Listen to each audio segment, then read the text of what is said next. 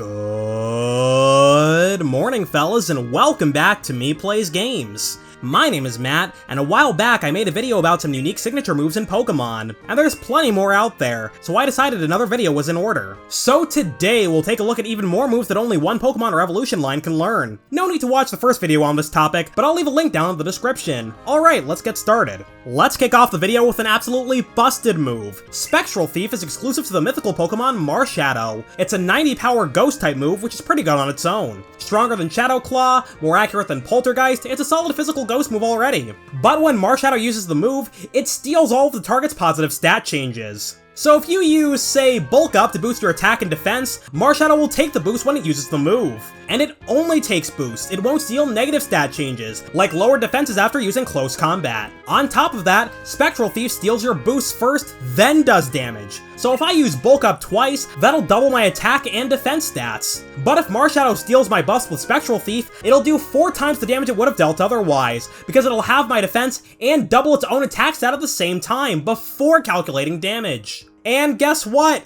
It gets even better! On top of using your opponent's stat boost to deal infinity damage, Spectral Thief bypasses substitutes entirely, so you can't hide from this move by setting up behind a sub. So if you see a Marshadow on your opponent's team, proceed with caution.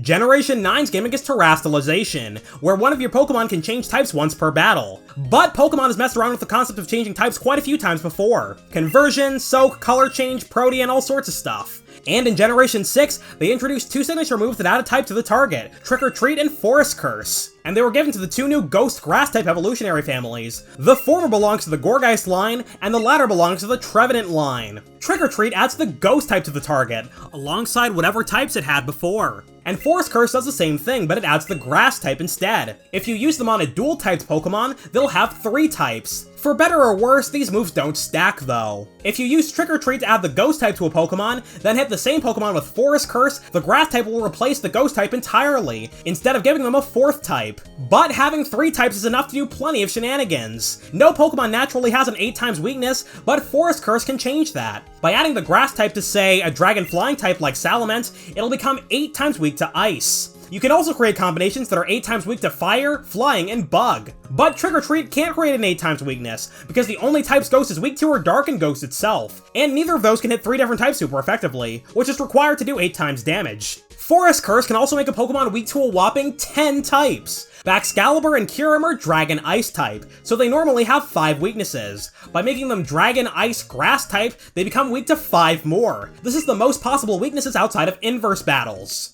Double Iron Bash is the signature move of Melmetal. Most moves that hit twice aren't that great. Dual Wing Beat and Dual Chop are 40 power per hit, and only 90% accurate. Double Iron Bash is 60 base power and 100% accurate though, so that's a 120 power move coming off a base attack stat of Jesus! And it's boosted by another 20%, thanks to Melmetal's ability Iron Fist, so it's effectively 144 power. On top of all of that, it has a 30% chance to flinch per hit, so a 51% chance in total. The only issue is the target will only flinch if Melmetal moves first. And Melmetal, well, let's just say it's usually not moving first. But it can also learn Thunder Wave, which paralyzes the target. That's really handy because paralysis cuts the target's speed in half, which allows Melmetal to outspeed a wider variety of Pokemon, opening the door to more flinch chances. On top of that, a paralyzed target will miss its turn 25% of the time. So by combining paralysis with double Iron Bash flinching, you have more than a 63% chance of making your target lose their turn, assuming they're slower than you. So they could very feasibly not move for several turns in a row.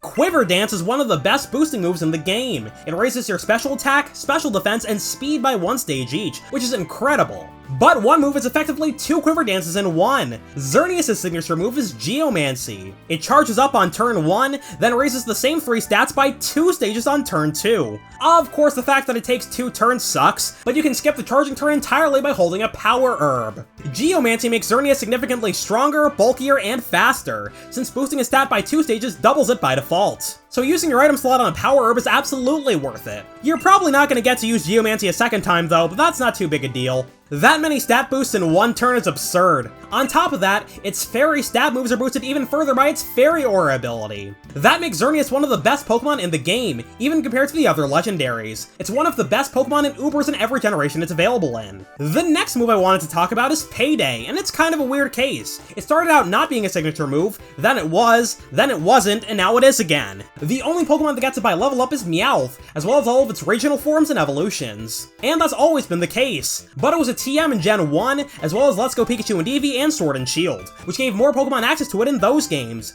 But whenever it's not a TM, it's a signature move. Payday is a 40 base power normal move, so it's not, you know, strong or anything. It's on par with stuff like Scratch and Ember, but it scatters money all over the field when it hits. After the battle, you pick up the money, and it gets added to your total. In Gens 1 and 2, the money you collect is equal to twice the user's level, so up to 200 Poke if a level 100 uses it. In these games, you also pick up any money your opponent drops using the move as well. In Gen 3, the move was buffed. Now it gives you 5 times your level's worth of money. Generation 9 also introduced Gholdengo, whose design also relies pretty heavily on money. Its signature move, Make It Rain, is a 120 power, 100% accurate Steel-type move, which lowers Gholdengo's special attack by 1 stage.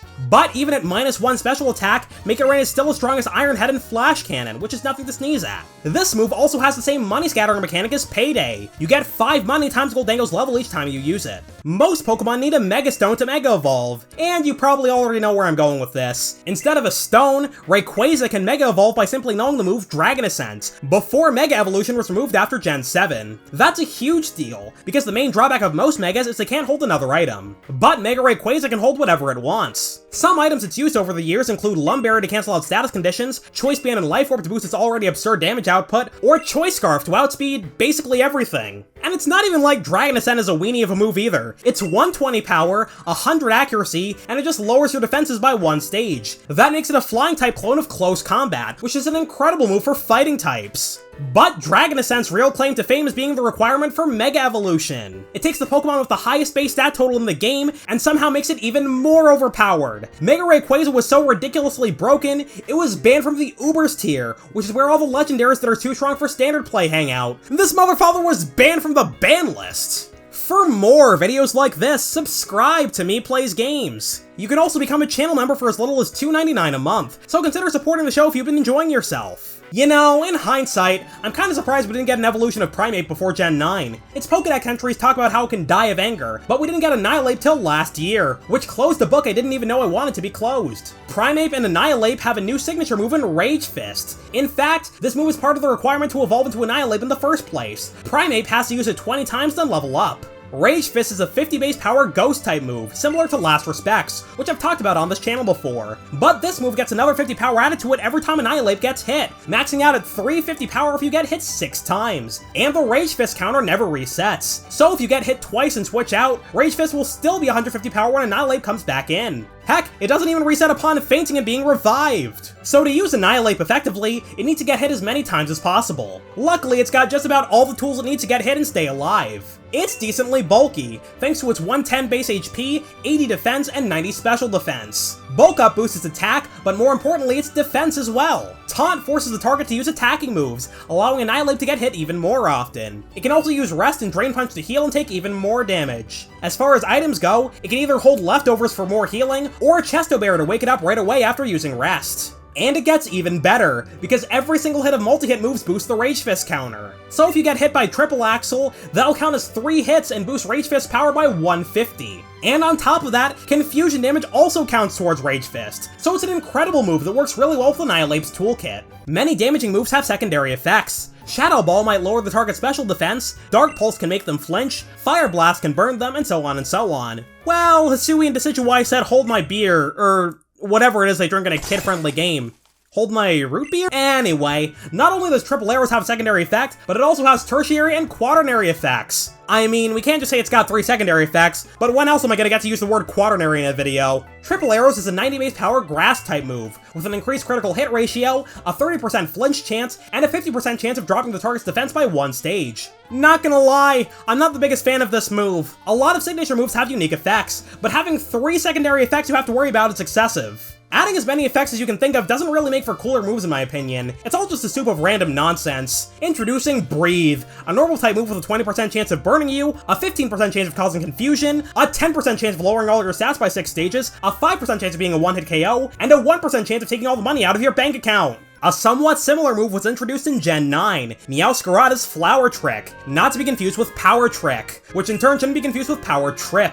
It's a 70 base power move that never misses and always crits, making it effectively 105 power while also ignoring defense boosts. This is also a bit much, but not as bad as Triple Arrows. It's 2 secondary effects instead of 3, which is on par with moves like the Elemental Fangs. Plus, those effects always happen, so Flower Trick isn't throwing a million probabilities at you like Triple Arrows is. Not crazy about this move either, but it's not the worst thing in the universe. But, you know what? While we're here, let's talk about the other Gen 9 starter signature moves. Skeledirge and Quaquaval get Torch Song and Aqua Step respectively. They're 80 base power moves of their respective types, and they each raise a stat by 1 stage. Torch Song raises Skeledirge's special attack, and Aqua Step raises Quaquaval's speed. And they work really nicely, partly because those secondary effects are guaranteed. Skeledirge appreciates Torch Song, because thanks to its bulk, unaware ability, and access to Substitute and Slack Off, it can stick around for a long time boosting up and firing off strong special moves. Even though it's slow, it can be hard to kill, which allows it to boost its stats into the stratosphere. And Aqua Step is really good on Quaquaval. It's not the fastest Pokemon on Earth, but the guaranteed speed boosts help out with that. And 80 base power is pretty strong. Not quite as powerful as alternatives like Liquidation and Flamethrower, but the better secondary effects make the weaker moves worth it. Well, that'll do it for this video. Subscribe if you enjoyed yourself, and check out some of my other Pokemon videos. I'll see you all next time. Good night, fellas. Sleep well.